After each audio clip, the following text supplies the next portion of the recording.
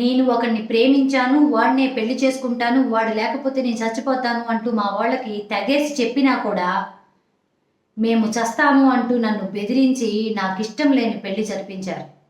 ఇష్టం లేని పెళ్లి చేసుకొని అతనితో కాపురం ఎంత కష్టంగా ఉందో నీకు తెలుసా?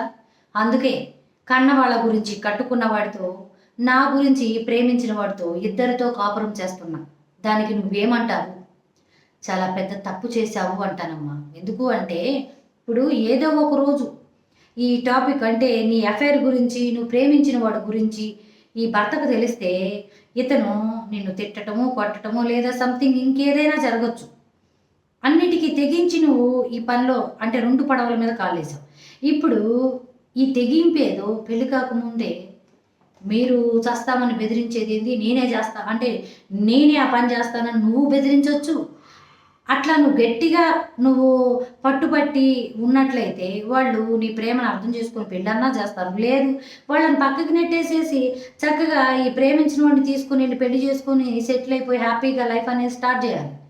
అలా కాదు అని చెప్పి కన్న వాళ్ళ కోసం పెళ్లి చేసుకొని ఇటు కట్టుకున్నవాడిని అటు పెట్టుకున్నవాడిని నువ్వు ప్రేమించిన వాడితో ఇద్దరితో కాపురం చాలా చాలా పెద్ద తప్పమ్మా. ఇప్పుడు నువ్వు ప్రేమించిన వాడితోనే ఏదో ఒక రోజు వెళ్ళిపోతావు. కట్టుకున్నవాడు నీకు ఇష్టం లేదు.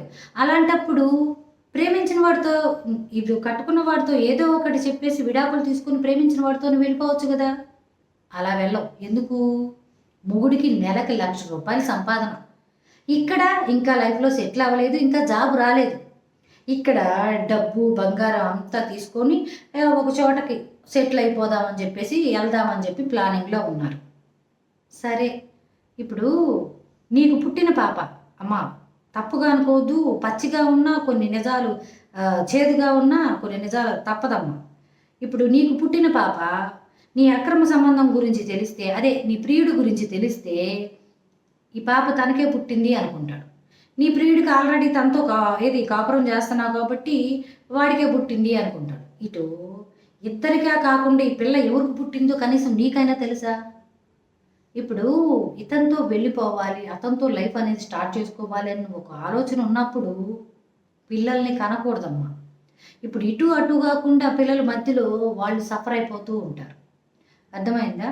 ఇప్పటికైనా దయచేసి కొంచెం మాటలు లోతుగా ఆలోచించి, నా బాధ ఎవరికి తెలుసు, ఓకే నీకు అలా బాధ ఉన్నప్పుడు తనతో నేను లైఫ్ హ్యాపీగా ఉన్నప్పుడు చక్కగా అటే వెళ్ళిపోయి హ్యాపీగా అక్కడే లైఫ్ అనేది స్టార్ట్ చేసుకో.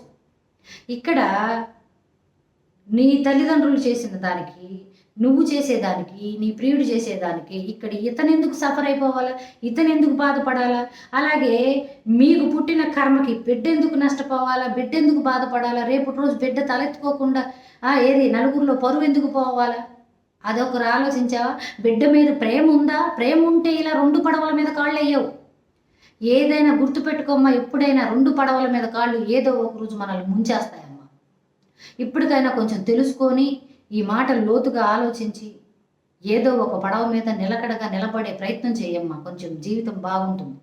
కాదు కూడదు అటు ఇటు పరుగులు ఎత్తుతాను అంటే మనకు జీవితం లేకుండా పోతుంది. యువతల నువ్వు డబ్బు ఇవ్వకుండా తనతో మాట్లాడుకుంటూ తనతో నువ్వు లైఫ్ అనేది కొద్ది కాలం తనతో లైఫ్ అనేది కొనసాగిస్తూ ఉండు. డబ్బు ఇవ్వకు. ఇక్కడ లైఫ్ ఎలా ఉంటుందో చూడు. డబ్బు ఇవ్వకుండా చూడమ్మా. అప్పుడు తన మైండ్ సెట్ అనేది నువ్వు పసిగట్టగలవు. లేదు ప్రేమించాడు, చక్కగా వస్తున్నాడు, నువ్వు మొగుడిని మరిపించి ఆ డబ్బు అనేది వాడికి ఇస్తున్నావు, డబ్బు తీసుకెళ్తున్నాడు, నిన్ను సంతోషపడుతున్నాడు, వెళ్తున్నాడు. నువ్వు తన నుంచి ఏం కోరుకున్నావు? ప్రేమ కోరుకున్నావా లేదా తన నుంచి బాధపడతావు?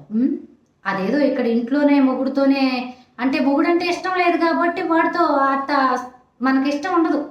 ప్రేమించినోడు వచ్చి ఒక 5 నిమిషాలు మనం మురిపించినా కూడా అదొక సంతోషం. కట్టుకున్నవాడు గంట సేపు కాదు, ఒక రోజు మొత్తం పడికాపులు కాసినా సంతోషం ఉండదు. ఎందుకంటే ఇష్టం లేదు కాబట్టి. దయచేసి అర్థం చేసుకోమ్మా.